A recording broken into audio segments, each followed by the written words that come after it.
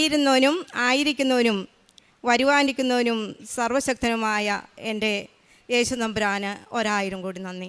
അവിടുത്തെ വത്സല മാതാവിനും 1000 കോടി നന്ദി. ദൈവത്തിനും പരിശുദ്ധാത്മാവിനും എന്നും എന്നേക്കും സ്തുതിയും ആരാധനയും പുകഴ്ചയും. ഞാൻ ശ്രീലതാദാസൻ കൂത്താട്ടുകുളത്തുനിന്ന് വരുന്നു. ഇതെൻ്റെ മോനാണ് ഹരീഷ്. ഞാൻ 5ാമത്തെ പ്രാവശ്യമാണ് ഇവിടെ ദൈവ തിരുസന്നിധിയിൽ അമ്മ പ്രത്യക്ഷപ്പെട്ട അൾത്താരയിൽ സാക്ഷ്യം പറയാൻ ഇടയൊരുക്കിയത്. ഞാൻ 4 പ്രാവശ്യം സാക്ഷ്യം പറഞ്ഞെങ്കിൽ അന്നൊക്കെ ചാടി ഓടി വന്ന് സാക്ഷ്യം പറഞ്ഞു. എനിക്ക് യൂട്യൂബിലും അതുപോലെ പത്രത്തിലും ഒക്കെ സാക്ഷ്യം അടിച്ചു വന്നു. എങ്കിലും അന്നൊന്നും എനിക്ക് പേടിയില്ലായിരുന്നു. പക്ഷേ ഇന്ന് ഒരു ഭയങ്കര നെഞ്ചുടിപ്പോടെയും വളരെ പ്രത്യേക ഒരു സിറ്റുവേഷനിലൂടെയാണ് ഞാൻ നമ്മുടെ മുമ്പിൽ നിൽക്കുന്നത്. അതായത് എനിക്കിപ്പോൾ ബോധ്യമുണ്ട്, ഞാൻ 6.5 വർഷം കൊണ്ട് ശരിയായ ട്രാക്കിലേക്ക് ഞാൻ കയറാൻ പോകുന്നു, അല്ലെങ്കിൽ കയറി തുടങ്ങിയെന്ന്. അതിന് എൻ്റെ അമ്മയ്ക്കും അവിടുത്തെ തിരുക്കുമാരനും 1000 കോടി നന്ദി.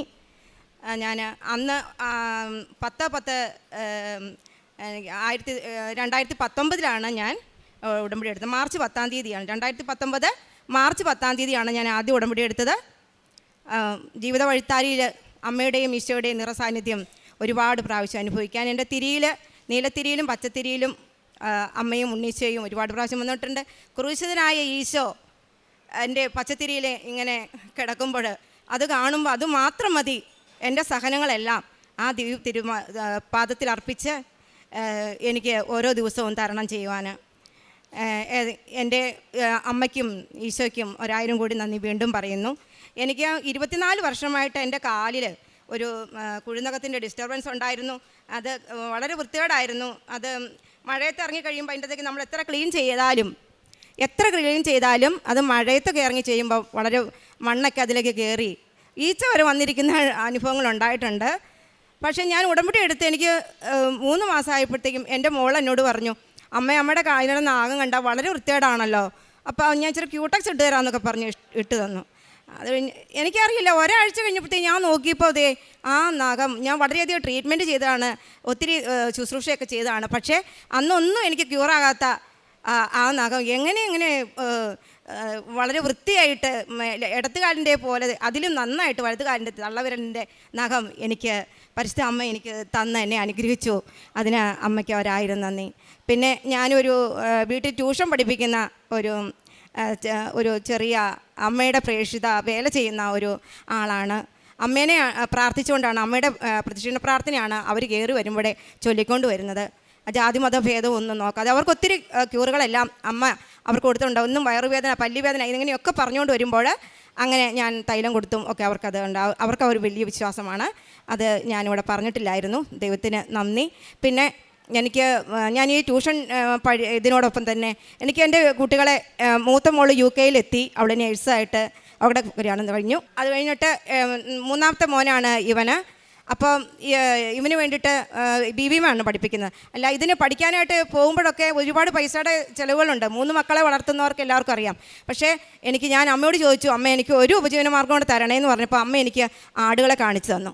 അപ്പോൾ ഞാൻ അമ്മയോട് പറഞ്ഞു, അമ്മേ എനിക്ക് ഒരാടിനെ തന്നാൽ മതി എന്ന് പറഞ്ഞപ്പോൾ പെട്ടെന്ന് എനിക്ക് 3 ആടിനെ തരികയും ഈ 2.5 വർഷം കൊണ്ട് 13 ആടുകളായി വർദ്ധിക്കുകയും 7 ആടുകളെ കൊടുത്തു. എനിക്ക് 6 ആടുകൾ ഇപ്പോഴും എൻ്റെ ആലയിലുണ്ട്.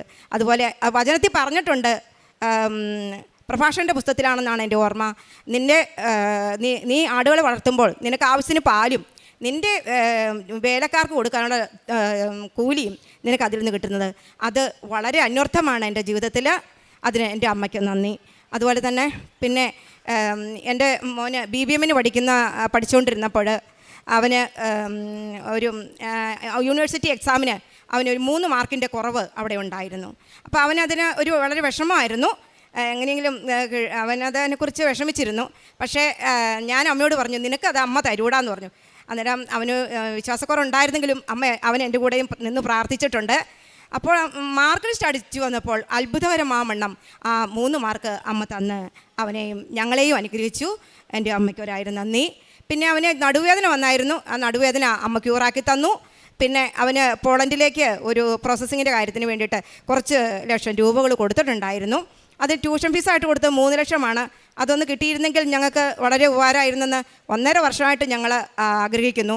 പലരും പറഞ്ഞു പോളണ്ടിന് കൊടുത്താൽ അതൊന്നും കിട്ടില്ല, നിങ്ങൾ വെറുതെ നിങ്ങൾക്കൊരു കാര്യം ചെയ്യാൻ മേലായിരുന്നോ, കേസ് കൊടുക്കുന്ന അവരോട് പറയരുതായിരുന്നോ എന്ന് ചോദിച്ചു. അപ്പം ഞാൻ അവരോട് പറഞ്ഞു, ആ കേസ് കൊടുക്കുന്ന, കേസ് വാദിക്കുന്ന അഡ്വക്കേറ്റിൻ്റെ അടുത്ത് തന്നെയാണ് ഞാൻ കാര്യം പറഞ്ഞിരിക്കുന്നത്. എത്ര താമസിച്ചാലും അത് അമ്മ തരും. ഞാൻ ഒരു ദിവസം ഉച്ചയ്ക്ക് 11:30 ചൊവ്വാഴ്ച ഉടമ്പടി ധ്യാനം കൂടിക്കൊണ്ടിരുന്നപ്പോഴാണ് ഈ പോളണ്ടിൻ്റെ അലിഗേറ്റ് ഏജൻസിയുടെ മാനേജറായിട്ടുള്ള ആ കൊച്ച് എന്നെ വിളിക്കുകയും ഈ പ്രോസസ്സിങ്ങിനെ കുറിച്ച് സംസാരിക്കുകയും ചെയ്തത്. അതുകൊണ്ട് തന്നെ ഞാൻ പറഞ്ഞു, ഈ പൈസ ഞങ്ങൾക്ക് തിരിച്ച് കിട്ടും തന്നെ. പക്ഷേ ഞാൻ അമ്മയോട് പ്രാർത്ഥിച്ചു, അമ്മ അത് എത്രയും പെട്ടെന്ന് ഒന്ന് തരണേ, ഞങ്ങൾക്ക് വളരെ വിഷമത്തിലാണ് എന്ന് പറഞ്ഞു. അപ്പോൾ അത്ഭുതകരം വണ്ണം അവന് 10-ാം തീയതിയാണ്, ഒക്ടോബർ 10-ാം തീയതി ആയിരുന്നു മോൻ്റെ ബർത്ത്ഡേ. അപ്പം ഞാൻ പറഞ്ഞിരുന്നു അമ്മയോട്, അമ്മേ എൻ്റെ കൊച്ചിന് ഞാൻ ഒന്നും വാങ്ങിക്കൊടുക്കില്ല ബർത്ത്ഡേ പ്രസൻ്റായിട്ട്, അമ്മ തന്നെ ഇതൊരു സമ്മാനമായിട്ട് അവന് കൊടുക്കണേ എന്ന് ഞാൻ പ്രാർത്ഥിച്ചിരുന്നു. അതുപോലെ 10-ാം തീയതി അവൻ മോളിൽ നിന്ന് ഇറങ്ങി വന്നിട്ട് രാവിലെ ഞാൻ ഫുഡ് പ്രിപ്പയർ ചെയ്തുകൊണ്ടിരുന്നപ്പോൾ എൻ്റെ അടുത്ത് പറഞ്ഞു, അമ്മ എന്നോട് പറഞ്ഞില്ലേ ബർത്ത്ഡേ പ്രസൻറ്റ് നിനക്ക് കിട്ടുമെന്ന്, എനിക്ക് കിട്ടി കേട്ടോ, എനിക്ക് മെയിൽ വന്നു എന്ന് പറഞ്ഞ് അവനെ കാണിച്ചു. അന്ന് തന്നെ അതിൻ്റെ പ്രോസസ്സിങ് എല്ലാം ചെയ്ത് പിറ്റേ ദിവസം അവൻ്റെ അക്കൗണ്ടിലേക്ക് 3 ലക്ഷം രൂപയും അതിന് കുറച്ച് സംതിങ്ങേ ഉണ്ടായിരുന്നുള്ളൂ അതിൻ്റെ ചാർജ്, അത് മാത്രം അവരെടുത്തുകൊണ്ട് ബാക്കി പൈസ മുഴുവനും എൻ്റെ കൊച്ചിൻ്റെ അക്കൗണ്ടിലേക്ക് റീഫണ്ട് തന്നതിന് എൻ്റെ അമ്മയ്ക്ക് 1000 നന്ദി. ബർത്ത്ഡേ പ്രസൻറ്റ് തന്നതിന് നന്ദി. ഇന്ന് എൻ്റെ വിവാഹ വാർഷികമാണ്. ഇന്ന് ആ വിവാഹ വാർഷിക ദിവസം ഞാൻ ആഘോഷിക്കേണ്ട എൻ്റെ വീട്ടിലെ ഒരു കാര്യങ്ങളും ഞാൻ ചെയ്തിട്ടില്ല. അതിന് വേണ്ടിയിട്ട് എൻ്റെ അടുത്തുള്ള ഒരു അനാഥാലയമുണ്ട്, അതിൻ്റെ പേരൊന്നും ഞാൻ എടുത്ത് പറയുന്നില്ല, ദൈവത്തിനോടുള്ള കണക്ക് പറച്ചിലായി പോകും, എനിക്കതൊരു ബുദ്ധിമുട്ടാണ്. അപ്പം ഞാൻ അവർക്ക് അവിടെ ചെന്ന് എനിക്ക് പറ്റുന്ന സഹായം ചെയ്തു. ഓണത്തിനും ഞാൻ പോയി അവിടെ ഹാൻഡിക്യാപ്ഡ് ആയിട്ടുള്ള മക്കളും അതുപോലെ തന്നെ വളരെ ദൗർബല്യരായിട്ടുള്ള മക്കളുമാണുള്ളത്. അവർക്ക് എനിക്ക് പറ്റുന്ന എൻ്റെ മക്കളുടെ വസ്ത്രങ്ങളാണെങ്കിലും പുതിയതും ഒക്കെ വാങ്ങിക്കൊടുത്ത് അവരെൻ്റെ പേര് ചൊല്ലി എന്നെ വിളിക്കാൻ തക്കവണ്ണം അവർ എൻ്റെ മനസ്സിലിടം പിടിച്ചു. അവരുടെ മനസ്സിലും ഞാനും ഇടം പിടിച്ചത് എൻ്റെ ദൈവത്തിൻ്റെ വലിയ കരുണയാണെന്നോർത്ത് എൻ്റെ ദൈവത്തിന് നന്ദി പറയുന്നു. അതുപോലെ തന്നെ എനിക്ക് ഉണ്ടായ ഒരു ആത്മീയ അനുഭവം എന്ന് പറഞ്ഞാൽ 2022-ലും 2023-ലും ഞാൻ ജപമാല റാലിയിൽ പങ്കെടുത്തിരുന്നു. ഈ 25-ലും ഞാൻ പങ്കെടുത്തു. എങ്കിലും അന്ന് എനിക്ക് പ്രത്യേക നിയോഗങ്ങളൊന്നുമില്ലാതെ ഞാൻ വഴി നടക്കുകയായിരുന്നു.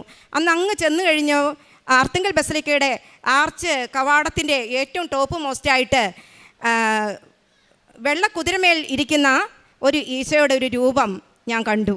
അപ്പോൾ അത് കണ്ടപ്പോൾ അത് എല്ലാ പള്ളിയിലും ഉള്ളതുപോലെ ഒരു സ്റ്റാച്ചു ആണെന്നാണ് ഞാൻ കരുതിയത്.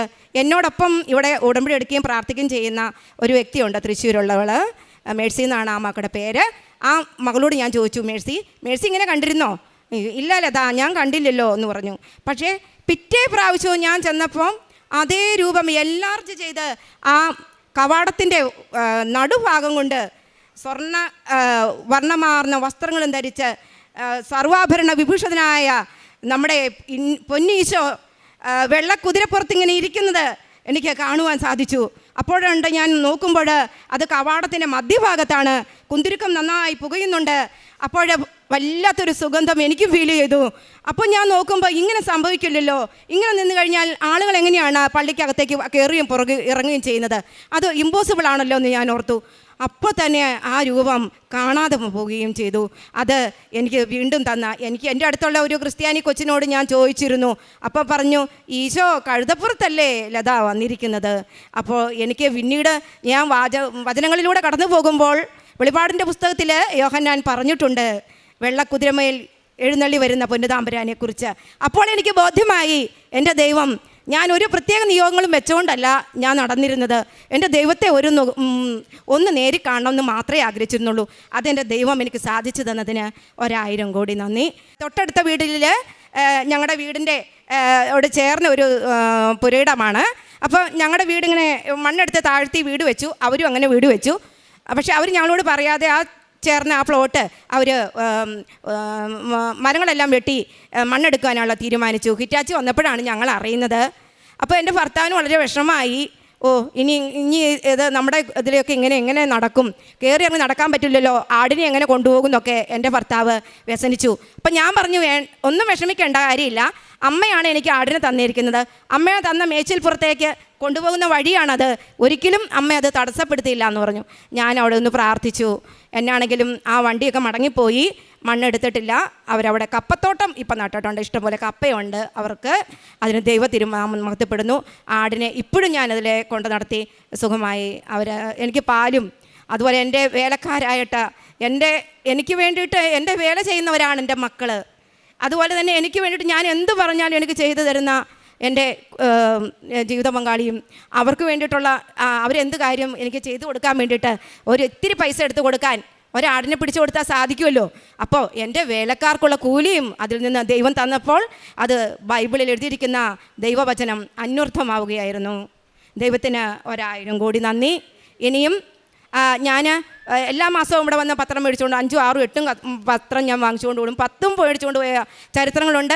ഞാൻ കൊടുക്കാത്ത സ്ഥലങ്ങളിലാണ് കൊടുത്തിരിക്കുന്നത്. എൻ്റെ വീട് മുതൽ കൂത്താട്ടുകുളം വരെ 7 കിലോമീറ്റർ അങ്ങോട്ട് പോകും, റോഡിൻ്റെ ഇരുവശവും.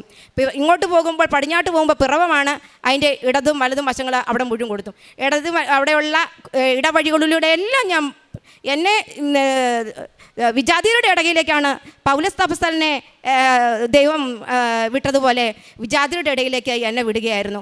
ഒരുപാട് നോൺ ക്രിസ്ത്യൻസിൻ്റെ ഇടയിലേക്ക് എനിക്ക് പത്രം കൊണ്ട് കൊടുക്കാനും അവർക്ക് വേണ്ടി പ്രാർത്ഥിക്കാനും എല്ലാം സാധിച്ചിട്ടുണ്ട്. അവർക്കൊക്കെ ഒരുപാട് അനുഗ്രഹം കിട്ടിയിട്ടുണ്ട്. അതൊന്നും അവരിപ്പോൾ സന്നിഹിതരില്ലാത്തത് കൊണ്ട് എനിക്കത് പറയാൻ സാധിക്കുന്നില്ല. ദൈവനാമത്തിന് മഹത്വം ഉണ്ടാകട്ടെ.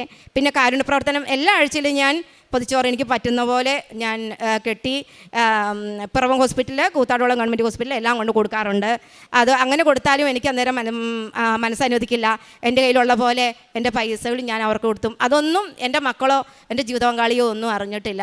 ഇടം കൈ ചെയ്യുന്നത് വലം കൈ അറിയരുതല്ലോ.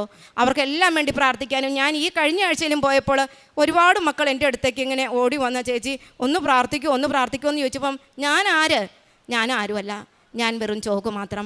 പക്ഷേ ദൈവത്തിന് മുമ്പിൽ എന്നും എളിമയോടെ നിന്ന് ദൈവനാമം മഹത്വപ്പെടുത്തുവാൻ തക്കവണ്ണം എന്നും ഒരുപാട് നേരം ദൈവത്തിനടുത്ത് ഒരു കാര്യം ഞാൻ ഇവിടെ പറയാൻ വിട്ടുപോയതാണ്. സെപ്റ്റംബർ 8-ാം തീയതി അമ്മയുടെ ജന്മതിരുനാളിൻ്റെ അന്ന് ഞാനിവിടെ വന്നിരുന്നു. അപ്പോൾ ഞാൻ അമ്മയോട് പറഞ്ഞിരുന്നു, അമ്മേ എനിക്ക് ഒരു സമ്മാനം അമ്മ തരണം കേട്ടോ എന്ന് പറഞ്ഞു. ഞാനിവിടെ വന്ന് കുർബാന കൂടി, എൻ്റെ മോനാണ് എന്നെ കൊണ്ടുവന്നത്. ഇവിടെ വന്ന് കുർബാന കൂടിയിട്ട് ഞങ്ങൾ വെളിയിൽ പോയി, ഞങ്ങൾ ഫുഡുമൊക്കെ കഴിച്ചിട്ട് അതിലേക്ക് ഇറങ്ങി അടിച്ച് വന്നു. നേർച്ചവസ്തുക്കൾ മേടിക്കാനായിട്ട് നിന്നപ്പം അവിടെ നമ്മുടെ ഇവിടുത്തെ ഒരു മകൻ തന്നെയാണ് അവിടെ നിന്ന് കുറേ ക്വസ്റ്റ്യൻസ് അവരെ റോയിൽ നിൽക്കുന്നവരോട് ചോദിക്കുന്നുണ്ട്. അവരാരും ഒന്നും മിണ്ടുന്നില്ല. കൗണ്ടറിൽ നിൽക്കുന്ന മക്കളും ഒന്നും പറയുന്നില്ല. അപ്പോൾ ഒരു ക്വസ്റ്റ്യൻ അവിടുന്ന് പെട്ടെന്ന് എന്നോട് ചോദിച്ചു, പരിശുദ്ധ അമ്മയുടെ അമ്മയും അച്ഛനും ആരാണെന്ന്. ഞാൻ പെട്ടെന്ന് പറഞ്ഞു, യോവാക്കീമോ അന്നയോ ആണെന്ന് പറഞ്ഞു. അപ്പം ആ ക്വസ്റ്റ്യൻ്റെ നേരെ നോക്കി, എനിക്ക് വേണ്ടുന്ന ആൾ വന്നു, ഞാൻ ഇവരോട് ചോദിച്ചോളാം എന്ന് പറഞ്ഞ് കുറേ ക്വസ്റ്റ്യൻസ് എന്നോട് ചോദിച്ചു. 5-8 ചോദ്യം ചോദിച്ചു. എനിക്ക് 4-5 എണ്ണത്തിനൊക്കെ എനിക്ക് ആൻസർ പറയാൻ പറ്റി. അത് അമ്മ എനിക്ക് പറഞ്ഞു തന്നാണ്. അതോടൊപ്പം തന്നെ എനിക്ക് ആ മകൻ ഒരു തേനും ഒരു ഉപ്പും എനിക്ക് സമ്മാനമായിട്ട് തന്നു. അതെൻ്റെ അമ്മ തന്നായിട്ട് തന്നെ ഞാൻ വിശ്വസിക്കുന്നു. ഇന്ന് രാവിലെ ഞാൻ ഏറ്റപ്പോൾ എനിക്കുണ്ടായ ഒരു രോഗസൗഖ്യം എന്ന് പറഞ്ഞാൽ, ഞാൻ എന്നും അമ്മയുടെ അടുത്തേക്ക് മാസത്തിൽ പോരുമ്പോൾ എൻ്റെ വീടും പരിസരവും എല്ലാം എനിക്ക് വൃത്തിയാക്കണം. എല്ലാം ബെഡ്ഷീറ്റും എല്ലാം മാറി അമ്മയോട് പ്രത്യേകം പ്രാർത്ഥിച്ചിട്ടാണ് ഞാൻ ഒരുങ്ങി ഇറങ്ങിപ്പോരുക. അപ്പോൾ ഇന്നലെയൊക്കെ ഒത്തിരി നേരം ലേറ്റായിട്ടാണ് ഈ ആടുകൾക്കൊക്കെ, ഈ 6 ആടുകൾക്കും വേണ്ടുന്ന തീറ്റയെല്ലാം വെട്ടിയിടണമല്ലോ. എൻ്റെ ജീവിതപങ്കാളിക്കൊക്കെ ഇത് ചെറിയൊരു ഇതുണ്ടായതുകൊണ്ട് ഇപ്പോൾ അത് കൊടുക്കാനും അതിനും പറ്റില്ല. അതുകൊണ്ട് ഞാൻ ആടിന് തീറ്റയെല്ലാം വെട്ടിയിട്ട് രാത്രി 12-10 ഞാൻ കിടക്കാൻ പോകുമ്പോൾ അപ്പോൾ എൻ്റെ കണ്ണിൽ പെട്ടെന്ന് ഒരു കരികരിപ്പും വേദനയും നല്ലപോലെ. ഞാൻ അമ്മയോട് പറഞ്ഞു, അമ്മേ ഞാൻ കിടക്കാൻ പോവാട്ടോ, എന്നെ രാവിലെ തന്നെ വിളിച്ചേക്കണേ മോനെ. ഞങ്ങൾക്ക് 5 മണിക്ക് അല്ലെങ്കിൽ 5:30 ഇവിടുന്ന് ഇറങ്ങിയെങ്കിലേ അവിടെ കൃപാസനം അച്ഛൻ നടത്തുന്ന ധ്യാനം കൂടണം, പിന്നെ എനിക്ക് കുർബാന കൂടണം, ശേഷം സാക്ഷ്യം എനിക്ക് അവിടെ ഇരുന്ന് എഴുതിയിട്ട് വേണം എനിക്ക് ഭക്ഷണമൊക്കെ കഴിച്ചിട്ടും പറയാനായിട്ട്. അതുകൊണ്ട് ഞാൻ കിടക്കട്ടെ അമ്മയെന്ന് ചോദിച്ചിട്ട് കിടന്നു. അലാറമൊന്നും ഞാൻ വെക്കാറില്ല. അമ്മ എന്നെ വിളിച്ചേൽപ്പിക്കും കൃത്യസമയത്ത് തന്നെ. അപ്പോൾ അമ്മ എന്നോട് പറഞ്ഞു കിടന്നു എന്ന് പറഞ്ഞു. ഞാൻ കിടന്നു. പക്ഷേ രാവിലെ ഏറ്റപ്പം എൻ്റെ ആ ഇടത്തെ കണ്ണിൻ്റെ അകത്ത് ഭയങ്കര വെള്ളം വരവും വേദനയും അതുപോലെ തന്നെ ചുമപ്പ നിറമൊക്കെ. അപ്പം ഞാൻ ഓർത്തു, അമ്മേ ഇന്ന് എൻ്റെ പണി ഇന്ന് പാളി, എനിക്കിന്ന് പോകാൻ പറ്റില്ല. ഇപ്പോൾ കൊച്ചു രാവിലെ ഏറ്റു വരുമ്പോൾ ഞാൻ എന്നാ പറയും? അപ്പോൾ അവരെന്നെ കളിയാക്കുമല്ലോ. അമ്മ പോകാനായിട്ട് 9-ാം തീയതി ഇന്ന് എൻ്റെ വിവാഹ വാർഷികമാണെന്ന്. ഇന്ന് ആ ദിവസത്തിൽ ഞാൻ ദൈവനാമത്തിന് മഹത്വം നേരുന്നു. അപ്പോൾ ഞാൻ അവനോട് പറയുകയാണ് ചെയ്തത്, മോനെ. അപ്പം ഞാൻ അവനോട് വിളിച്ചൊന്നും പറഞ്ഞില്ല. മുകളിൽ കിടക്കുവാണെങ്കിൽ ഞാൻ വിളിച്ചൊന്നും പറയാൻ പോയില്ല. അവൻ രാവിലെ ഇറങ്ങി വന്നപ്പോഴത്തേക്കും ഞാൻ അപ്പോഴേ വന്നപ്പോഴേ ചെയ്ത കാര്യം, എനിക്ക് പരിശുദ്ധ അമ്മ തന്ന തേനും ഉപ്പും ഉണ്ടല്ലോ, അത് ഈശോയുടെ ഒരു ദിവ്യകാരുണ്യ ഫോട്ടോ ഞാൻ മേടിച്ച് വെച്ചിട്ടുണ്ട്. അതിൻ്റെ മുമ്പിൽ ഞാൻ ചേർത്ത് വെച്ചിട്ടുണ്ട്. ഈശോയുടെ അടുത്തേക്ക് മുട്ടുമേ ചേർന്ന് നിന്നിട്ട് ഞാൻ പറഞ്ഞു, ഈശോയെ എനിക്ക് ഇതിനൊന്ന് സൗഖ്യം തരണേ എന്നും പറഞ്ഞുകൊണ്ട് ഈശോയുടെ അടുത്ത് നിന്ന് പ്രത്യക്ഷീകരണ പ്രാർത്ഥന ചൊല്ലി. അമ്മ അപ്പുറം ഇരിക്കുന്നുണ്ട്. അമ്മ എന്നെ ഇടം കെട്ടിട്ട് നോക്കുന്നുണ്ട്. ഞാൻ ഈശോയോട് പറഞ്ഞു, ഈശോ ഞാൻ ഈ തേനിൽ നിന്ന് ഒരു തുള്ളി എടുത്തു, ആ ഉപ്പിൽ നിന്നും ഒരു തരി എടുത്ത് ചേർത്തിട്ട് എൻ്റെ കണ്ണിൻ്റെ ഇവിടെ ഞാൻ കുരിശെട്ടിൽ ഞാൻ ഒന്ന് പ്രാർത്ഥിച്ചു. എന്നിട്ട് പോയി മുഖം കഴുകി. അത്ഭുതം. ഇന്നെനിക്കത് അപ്പം തന്നെ എനിക്ക് അമ്മ രോഗസൗഖ്യം തന്നു. അല്ലെങ്കിൽ എനിക്കിങ്ങനെ ഇവിടെ നിന്ന് പറയാൻ എനിക്ക് സാധിക്കുമായിരുന്നില്ല. അമ്മ തന്ന എല്ലാ അനുഗ്രഹങ്ങൾക്കും കൃപകൾക്കും 1000 കോടി നന്ദി. ആമേൻ. യോഹന്നാൻ 1:12-13 തിരുവചനങ്ങൾ. തന്നെ സ്വീകരിച്ചവർക്കെല്ലാം, തൻ്റെ നാമത്തിൽ വിശ്വസിക്കുന്നവർക്കെല്ലാം ദൈവമക്കളാകുവാൻ അവൻ കഴിവ് നൽകി. അവർ ജനിച്ചത് രക്തത്തിൽ നിന്നോ ശാരീരിക അഭിലാഷത്തിൽ നിന്നോ പുരുഷൻ്റെ ഇച്ഛയിൽ നിന്നോ അല്ല, ദൈവത്തിൽ നിന്നത്രേ. ശ്രീലത എന്ന ഈ സഹോദരി തൻ്റെ ഉടമ്പടി ജീവിത സാക്ഷ്യം, പരിശുദ്ധമ്മയോടുള്ള അഗാധമായ ബന്ധം, അമ്മ മാതാവ് ജീവിതത്തിൻ്റെ എല്ലാ ക്ലേശകാലങ്ങളിലും നിരന്തരം സംരക്ഷിച്ച് വഴി നടത്തുകയും സന്ദേശങ്ങൾ നൽകി പരിപാലിക്കുകയും ചെയ്യുന്നതാണ് വാക്കുകളിലൂടെ സാക്ഷ്യപ്പെടുത്തിയത്. പ്രിയമുള്ളവരെ, ഉടമ്പടി എല്ലാവർക്കുമുള്ളതാണ്. അവിടെ ജാതിയും മതവുമില്ല. ആരൊക്കെ അമ്മ മാതാവിൻ്റെ സംരക്ഷണയിൽ ദൈവികമായ ഇടപെടലിന് വേണ്ടി ജീവിതം സമർപ്പിക്കുവാൻ ആഗ്രഹിക്കുന്നുവോ അവരുടെ എല്ലാ ദുരന്തങ്ങളെയും, അവരുടെ എല്ലാ കഷ്ടനഷ്ടങ്ങളെയും, അവരുടെ എല്ലാ രോഗക്ലേശങ്ങളെയും അമ്മയുടെ കരങ്ങളിലേക്ക് കൊടുക്കുമ്പോൾ ഈ ഭൗതിക വിഷയങ്ങൾ ദൈവകരങ്ങളിലേക്ക് സമർപ്പിച്ച് ഇല്ലായ്മകൾ മുഴുവനും മാറ്റിത്തരുന്നതിന് വേണ്ടി അമ്മ മാതാവ് തിരുക്കുമാരനോട് നമുക്ക് വേണ്ടി ശക്തമായ പ്രാർത്ഥന നടത്തിക്കൊണ്ടിരിക്കുകയാണ്. അതുകൊണ്ട് അമ്മയുടെ അരികിൽ നാം വന്നെത്തിച്ചേരുകയും കണ്ണീരോടുകൂടി ജീവിത വിഷയങ്ങൾ സമർപ്പിക്കുകയും ചെയ്യുമ്പോൾ നമുക്കുണ്ടാവേണ്ടത് പ്രത്യാശയാണ്. ഞാൻ ഈ ആലയത്തിൽ നിന്ന് നിരാശപ്പെട്ടു പോവില്ല. എൻ്റെ വിഷയങ്ങൾ എൻ്റെ അമ്മ മാതാവ് ഏറ്റെടുത്താൽ എനിക്കതിന് പരിഹാരമുണ്ടാവും, എനിക്കതിന് മേൽഗതിയുണ്ടാവും, എനിക്കതിന് അമ്മ മാതാവിലൂടെ സംരക്ഷണവും സഹായവും ലഭിക്കുമെന്ന ബോധ്യത്തോടു കൂടി, സന്തോഷത്തോടു കൂടി, നന്ദി പറഞ്ഞ് പ്രാർത്ഥിച്ച് ജീവിതത്തിൽ മുന്നോട്ട് പോകുവാൻ നമുക്ക് സാധിക്കണം. കാരണം വാഗ്ദാനങ്ങളിൽ വിശ്വസ്തനായവൻ അവിടുത്തെ തേടുന്നവർക്ക്, വിശുദ്ധിയിൽ ജീവിക്കുന്നവർക്ക്, ആഗ്രഹത്തോടെ പ്രാർത്ഥിക്കുന്നവർക്ക് തൻ്റെ കൃപയുടെ സമ്പത്തിൽ നിന്ന് അനുഗ്രഹ സമൃദ്ധി നൽകുവാൻ ഒരിക്കലും അമാന്തിക്കില്ല. അതുകൊണ്ട് അമ്മയുടെ കരങ്ങളിൽ ശരണപ്പെട്ട മനസ്സോടുകൂടി പ്രത്യക്ഷീകരണത്തിൻ്റെ കൃപയാൽ നമ്മുടെ ജീവിത വിഷയങ്ങൾ അനുഗ്രഹിക്കപ്പെടുവാൻ വേണ്ടി പ്രാർത്ഥിക്കാം. ഈ കുടുംബത്തിന് ലഭിച്ച എല്ലാ അനുഗ്രഹങ്ങൾക്കും അമ്മ മാതാവിനും തിരുക്കുമാരനും നന്ദി പറഞ്ഞുകൊണ്ട് കരങ്ങളടിച്ച് ഈ സാക്ഷ്യം സമർപ്പിക്കാം. അത്യപൂർവ ദൈവാനുഭവങ്ങൾ ഇനി നിങ്ങൾക്കും സ്വന്തം. ഈ യൂട്യൂബ് ചാനൽ ഇതുവരെ സബ്സ്ക്രൈബ് ചെയ്തിട്ടില്ലെങ്കിൽ ഇപ്പോൾ തന്നെ സബ്സ്ക്രൈബ് ചെയ്യുക. ഈ വീഡിയോ ഇപ്പോൾ തന്നെ നിങ്ങളുടെ സുഹൃത്തുക്കൾക്ക് ഷെയർ ചെയ്തുകൊണ്ട് കർത്താവിൻ്റെ പ്രേക്ഷിതരാകുക.